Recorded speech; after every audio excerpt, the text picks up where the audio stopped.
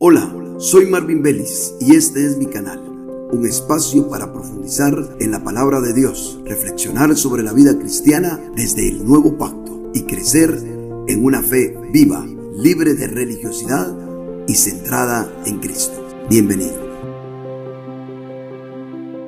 Dios me los bendiga a todos, bienvenidos una vez más a este programa, a este canal de Leo Vélez. Espero que esté siendo de bendición para usted todo lo que estamos procurando compartir por este medio. Siempre le pedimos que usted nos provea de un like para que otras personas también puedan ser bendecidas. Y así, si usted lo ha sido, si usted se siente bendecido a través de lo que compartimos, pues manifiéstelo con un like, pídale a otros que se suscriban a este canal y propaguemos de esa manera el reino del Señor, que tan necesario es en este tiempo que suceda. Muy bien, yo quiero que me acompañe usted a leer en 1 Corintios capítulo 1, versículo 19, donde dice: porque está escrito, destruiré la sabiduría de los sabios y desecharé la inteligencia de los entendidos. ¿Dónde está el sabio? ¿Dónde el escriba? ¿Dónde el disputador de esta época? ¿No aturdió Dios la sabiduría del mundo? Por cuanto en la sabiduría de Dios, el mundo por su sabiduría dejó de conocer a Dios. Agradó a Dios salvar a los creyentes por medio de la necedad de la proclamación. ¿Por qué los judíos piden señales y los griegos buscan sabiduría? Pero nosotros proclamamos a Cristo crucificado, para los judíos ciertamente escándalo y para los gentiles necedad, mas para ellos, los llamados tanto judíos como griegos, Cristo es poder de Dios y sabiduría de Dios. El apóstol Pablo en el capítulo 1 de Corintios aborda el tema de la cruz, y precisamente el versículo 18 dice: porque la palabra de la cruz. Y Pablo se va a dedicar en los versículos que siguen a mostrarnos cuál es la ruta genuina por la cual el Señor puede no solamente mostrar a plenitud su evangelio, su herencia, las riquezas que tenemos en Cristo, sino además también procesar la vida divina en nosotros al punto que podamos nosotros un día manifestar su vida, no solo vivirla, no solo disfrutarla, sino también expresarla a otros.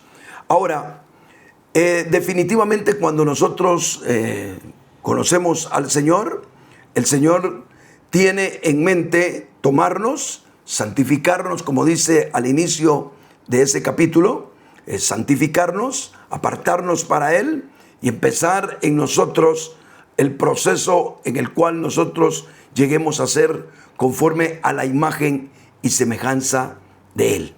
Ahora, ¿cómo inicia el Señor este proceso realmente en nosotros? Lo inicia por lo que nosotros conocemos de la ruta de la cruz, es decir, ese mensaje que tiene impresa la cruz de nuestro Señor Jesucristo, la revelación del sufrimiento que todos los creyentes debemos de tener para poder ser purificados, para abrirnos a lo que Dios tiene realmente para nosotros. Así que si nos hiciéramos la pregunta: ¿cómo inicia Dios la ruta de la cruz en nuestras vidas? Eso es lo que yo quisiera en esta ocasión desarrollar un poquito más.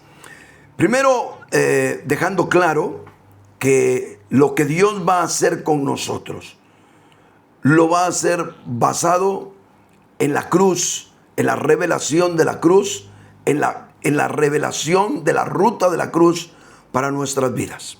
Dejemos más que sentado que Dios realmente no hace nada en aquellos que no se exponen al mensaje de la cruz de nuestro Señor Jesucristo. Es decir, aquellos que no aceptan los tratos de Dios, aquellos que no encuentran el propósito del Señor en lo que viven, en lo que experimentan, en lo que tienen, en las adversidades, en las tribulaciones, etc. Todo eso está implícito en la palabra de la cruz.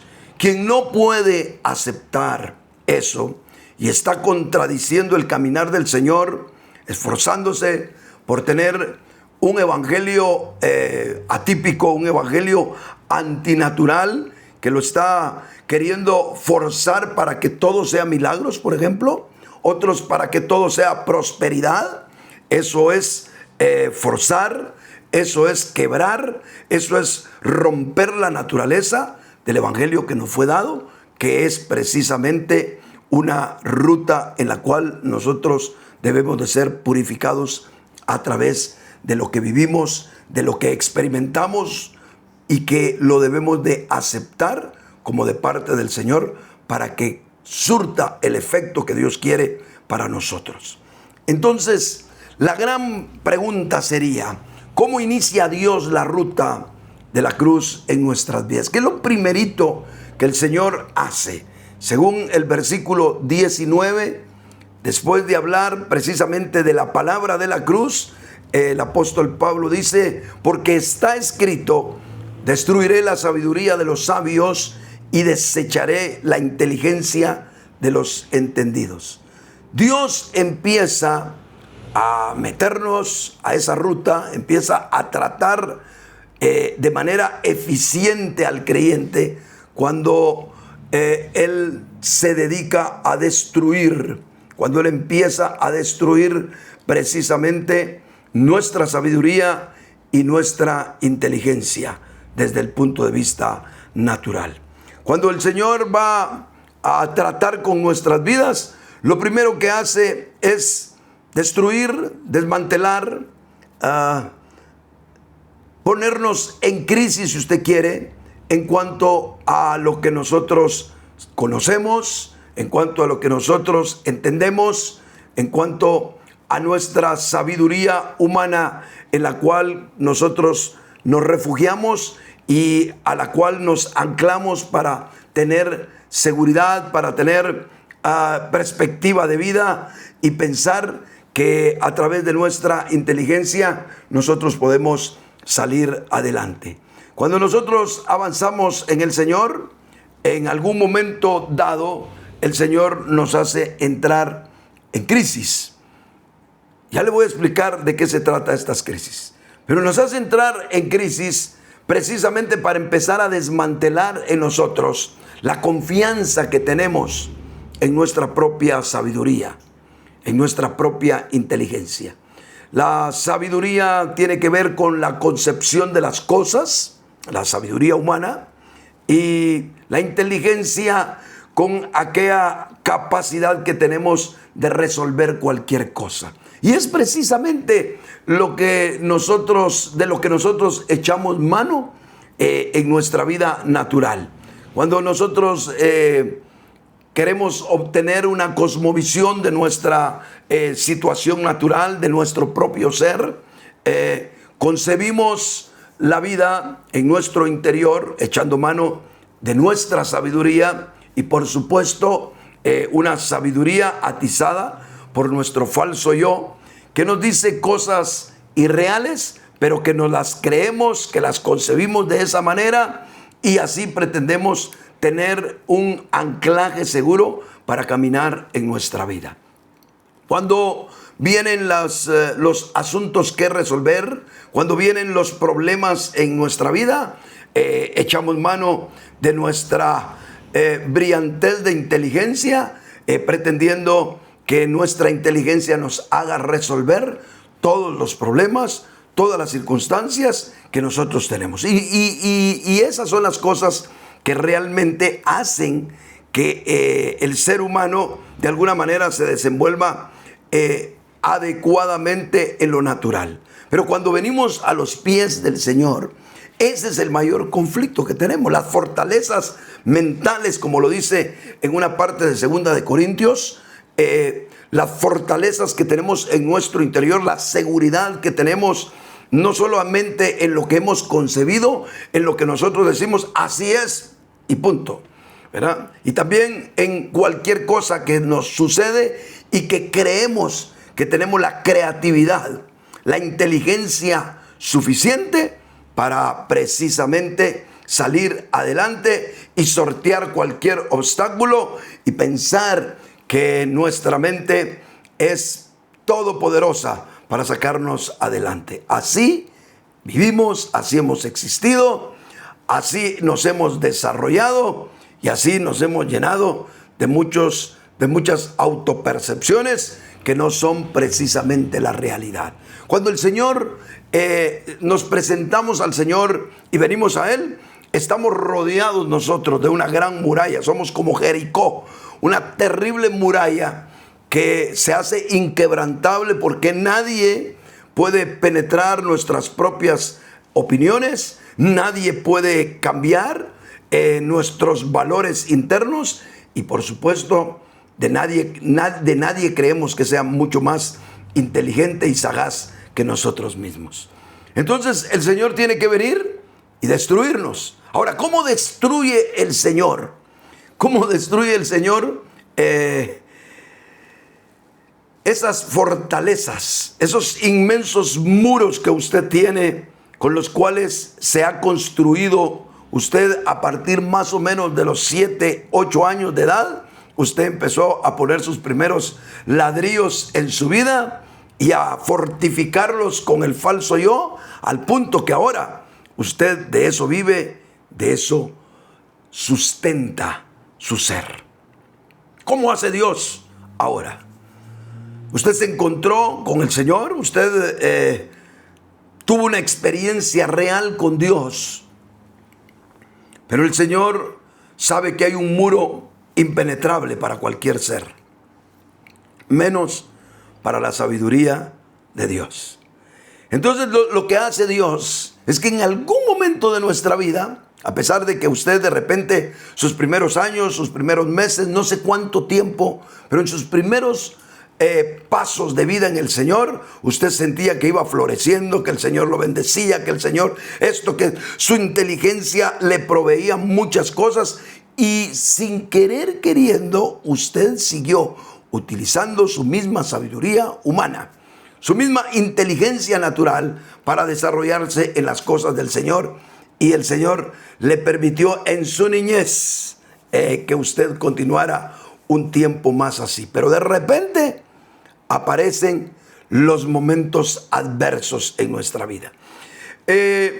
Los místicos de la Edad Media, como San Juan de la Cruz y otros más, definieron dos aspectos que a mí me llaman la atención y los quiero mencionar porque creo yo que son conceptos completamente bíblicos.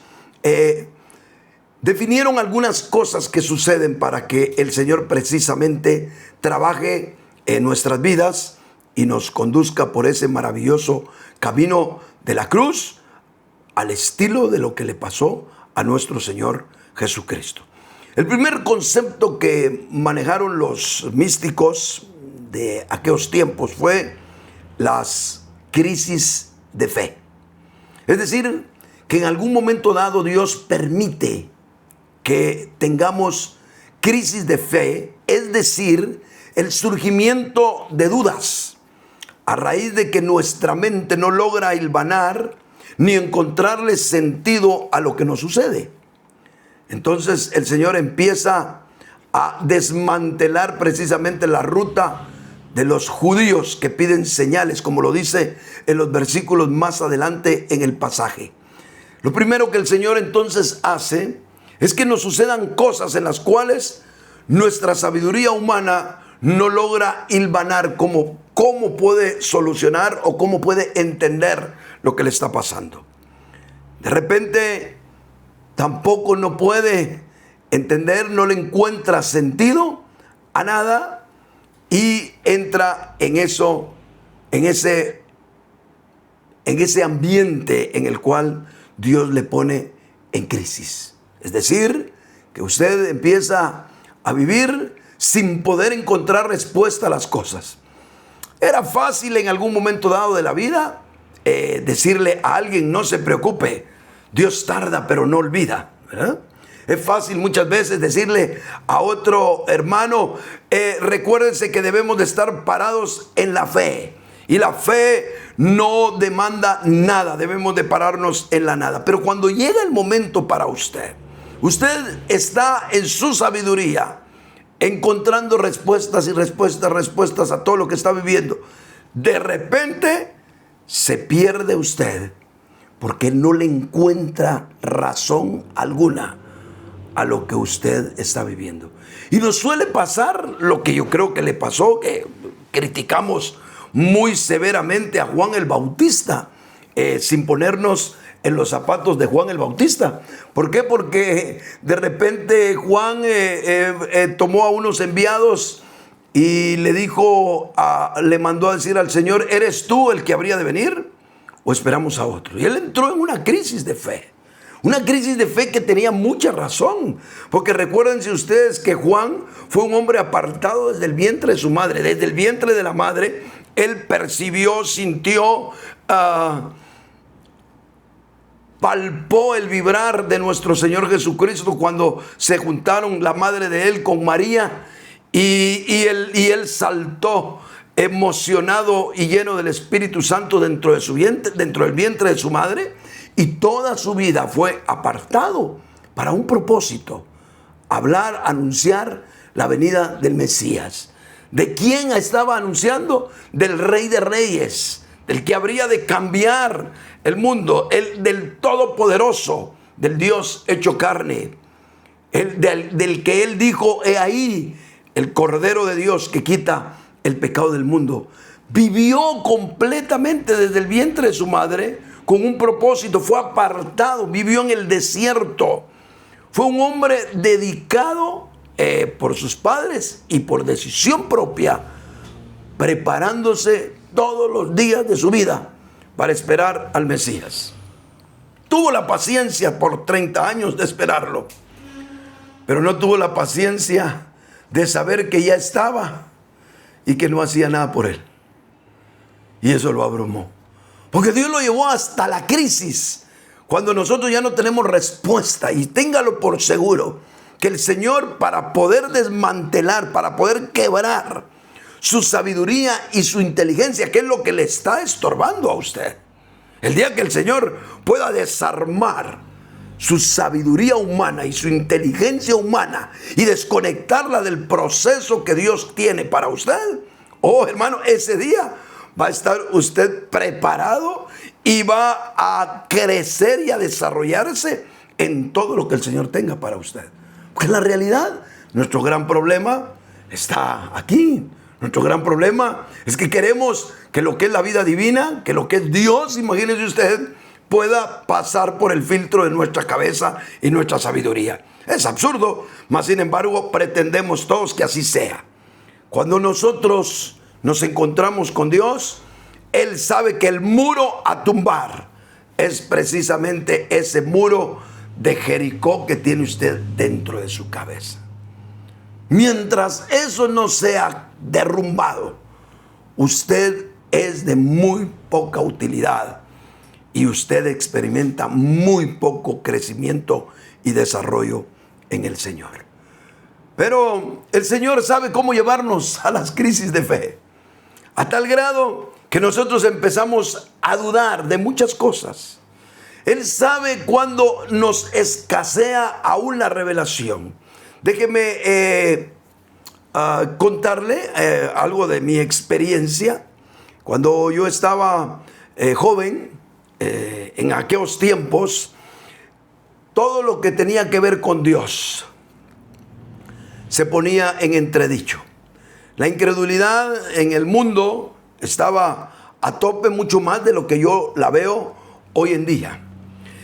Y cuando uno se convertía al Señor, encontraba uno de parte de los amigos y de parte de cualquier persona los ataques: Dios no existe, ¿cómo puedes probar? ¿Cómo puedes creer que Jesús realmente vino al mundo? Y muchas cosas, dudas sobre Génesis, cómo Dios creó al hombre, cómo se desarrolló, cómo esto, si Jesús de verdad vino o no vino, etcétera, etcétera, etcétera. Todo era puesto en dudas.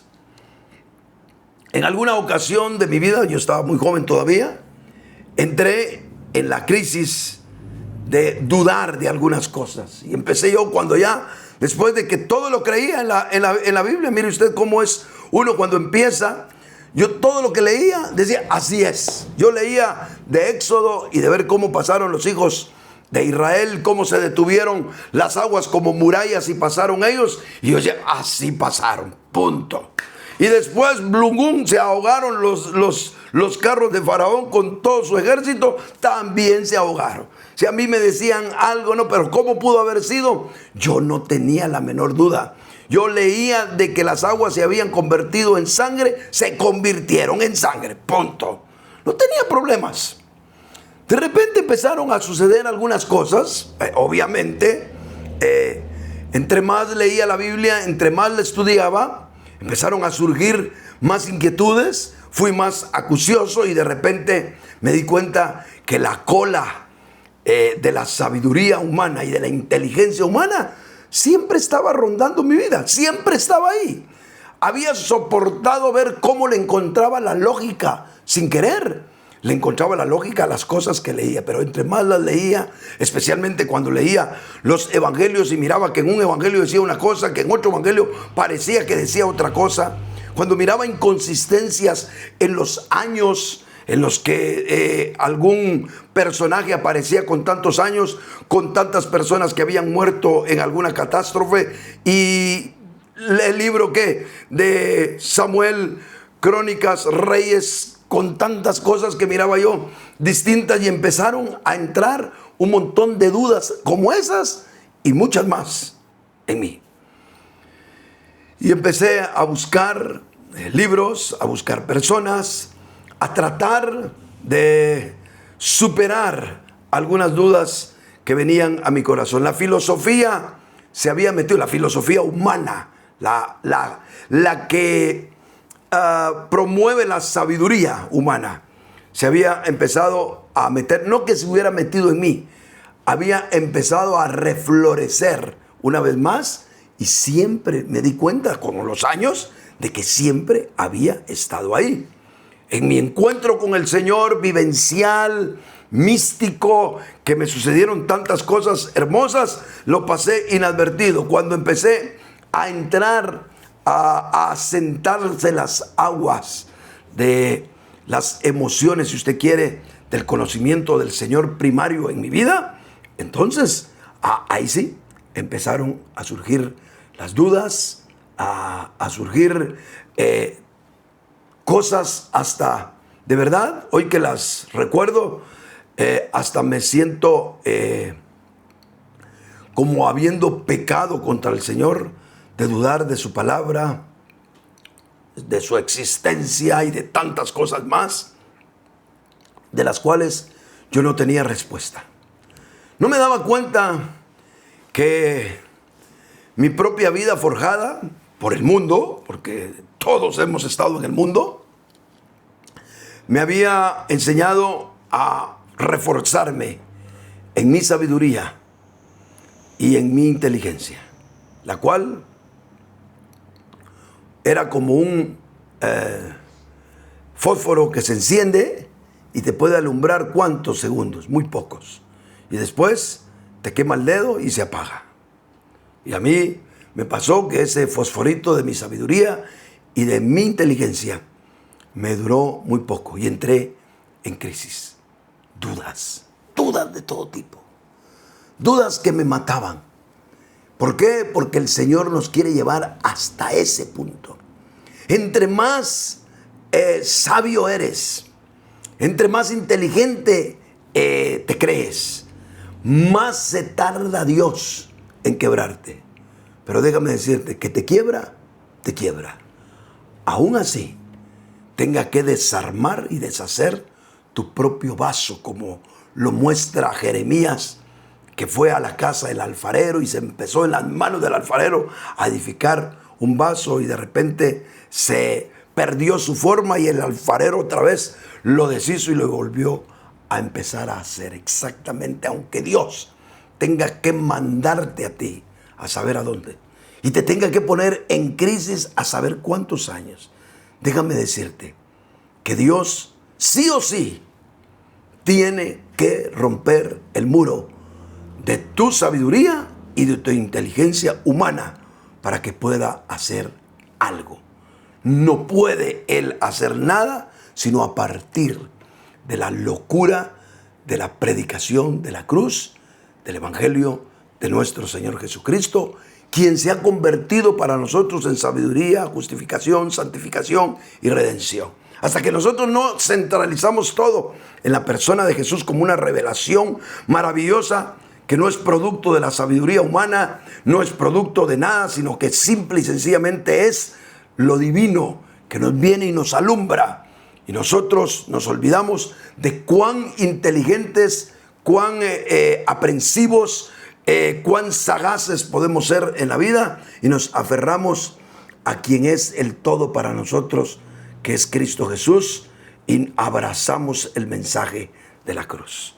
Así que, por un lado, el Señor permite las crisis, es decir, el surgimiento de dudas de todo tipo en nosotros. Pero también hay otro concepto hermosísimo, del cual sí voy a mencionar la persona que lo popularizó, ese pensamiento, la noche oscura del alma, de San Juan de la Cruz. Y la noche oscura del alma es el tiempo de crisis interior, o la sensación de vacío o desconexión que nosotros llegamos a tener de la percepción que al inicio de nuestra vida espiritual tuvimos de Dios. Todos los que nos convertimos genuinamente al Señor, en mayor o menor grado, con muchos milagros alrededor, con mucho misticismo si usted quiere, con visiones, con lenguas, con lo que usted se puede imaginar, con mucho poder alrededor, o muy sencillamente.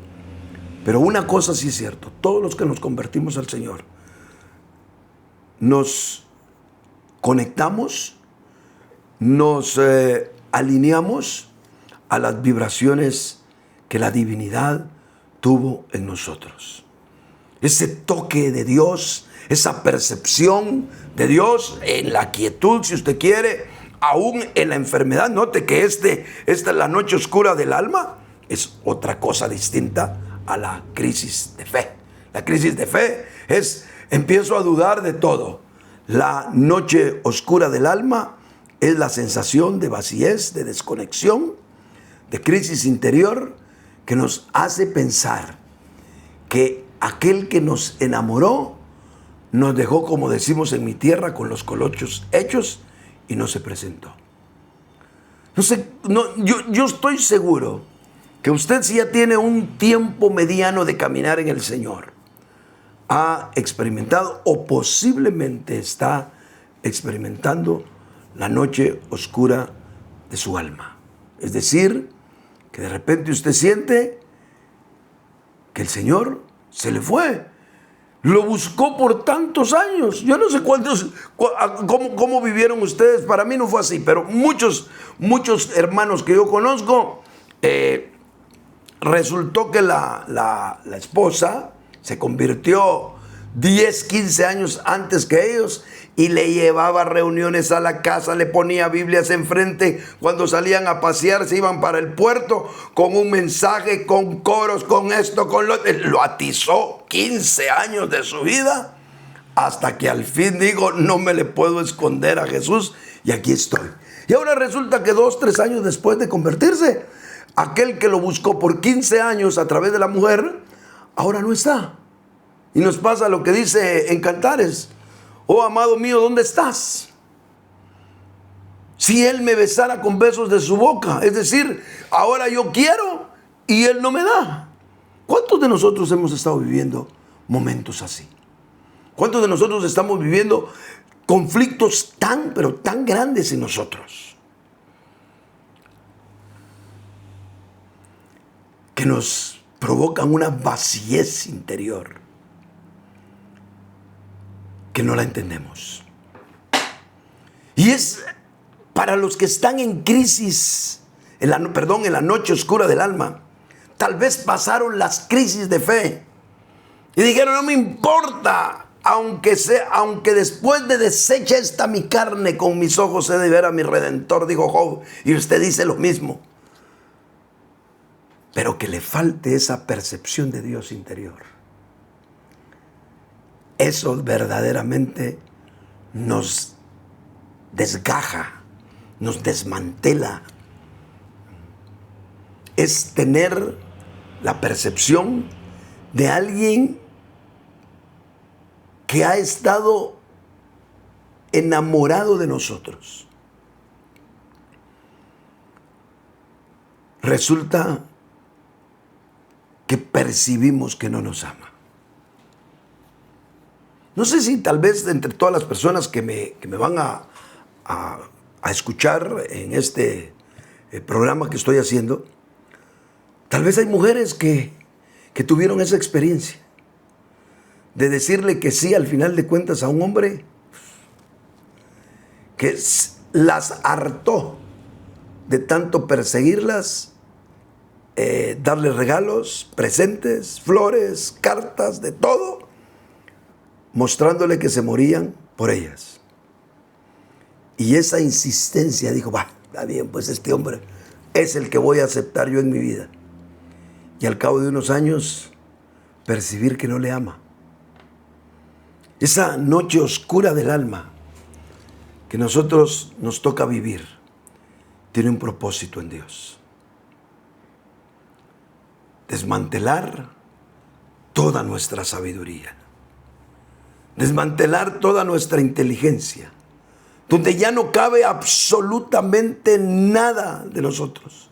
Donde no entendemos el porqué. Donde no podemos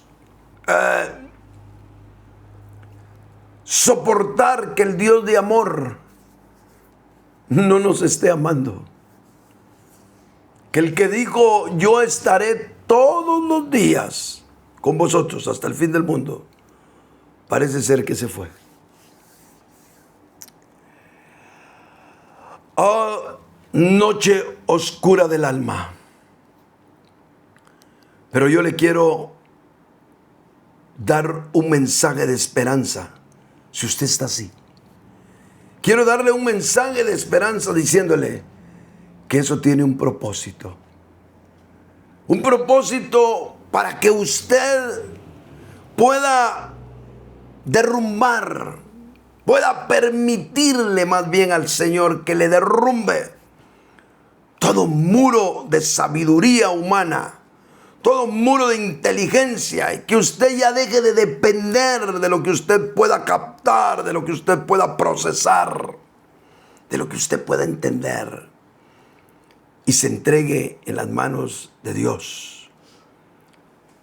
Que a usted le pase lo que le pasó a los discípulos que se fueron camino a Emaús, y que llevando a la par de ellos al Señor no lo percibían. Es decir, el Señor estaba con ellos, pero el problema no era que el Señor no estuviera. El problema es que ellos no lo percibían. Y déjeme decirle que en la noche oscura del alma no es que el Señor no esté, es que usted perdió la percepción del Señor. Y cuando los discípulos estaban así y entraron a la posada, dice la Biblia que el Señor hizo como que iba adelante. Y ellos le dijeron: hey, forastero, quédate con nosotros. Y ahí tuvieron la oportunidad de ser iluminados. No de entender, no de ser tan sabios como para comprender, sino de ser iluminados para tener una percepción del Señor. ¿Cuántos creyentes terminan en el mundo? ¿A cuántos creyentes yo, después de más de 40 años de conocer al Señor, y para ser exacto 46 años de conocer a Cristo, He visto ministros, pastores, evangelistas, hombres de Dios, predicadores. Y he visto pueblo, pero usted no tiene idea cuántas personas me encuentro a lo largo de mi caminata en el Señor. Apartados, viviendo para sí mismos, olvidados de Dios, enajenados de todo lo que tiene que ver con Dios, porque no entendieron que las crisis de fe y la noche oscura del alma son la forma en la cual Dios quiere derrumbar nuestras fortalezas mentales para darle paso a su vida. ¿Cómo podemos salir de eso? Dios se encarga de ponernos en crisis. Dios se encarga de que llegue la noche oscura para nosotros. Eso para Dios no es muy complicado. Fácilmente entramos en crisis. Fácilmente entramos en la noche oscura del alma. ¿Cómo salir victoriosos de eso que estamos viviendo? Yo veo en el mismo pasaje la respuesta. Y en el versículo 23 hay una frase que me llenó de gozo cuando meditaba estas cosas. Pero nosotros proclamamos a Cristo crucificado. Después de todo lo que está diciendo el apóstol, los judíos piden señales, los griegos buscan sabiduría, y note usted que ahí están esos conflictos, crisis de fe, noche oscura del alma, los judíos pidiendo señales, los griegos buscando sabiduría, y Pablo dice, pero nosotros proclamamos a Cristo crucificado. Y se aferró Pablo a darle el mensaje más maravilloso que pueden oír los que están procurando salvar sus almas. El Cristo crucificado. Porque el Cristo crucificado es poder de Dios y sabiduría de Dios. Es decir, llegamos a una conclusión cuando entramos en crisis. La medicina es Cristo. Cuando entramos a la noche oscura del alma, ahí la medicina es Cristo. Y punto. Él es poder de Dios, Él es sabiduría de Dios. Entonces, ¿cuál es la clave para salir o para permitirle al Señor que nos purifique y nos desmantele todas las fortalezas mentales que tenemos?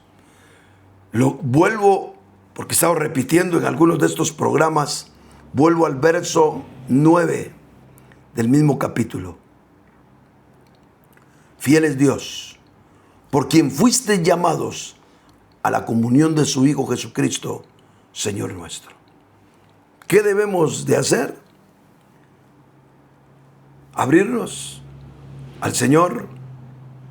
No entendemos, no se preocupe por entender. Nadie se pierde por falta de entendimiento. Nadie se va a morir por falta de entendimiento. No me esté confundiendo aquel pasaje que dice, mi pueblo por falta de entendimiento pereció. Es otro contexto. Lo que le quiero decir con esto es que usted, por ignorante, no se va a morir en Dios. Por no entender un versículo, no se va a morir. Nadie se va a ir al infierno si es hijo por no entender a plenitud el Evangelio.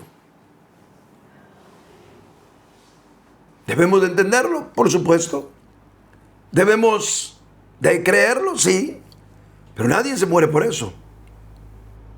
Pero óigame, ábrale las puertas de su corazón a Jesús, aunque usted no entienda y aunque tenga dudas.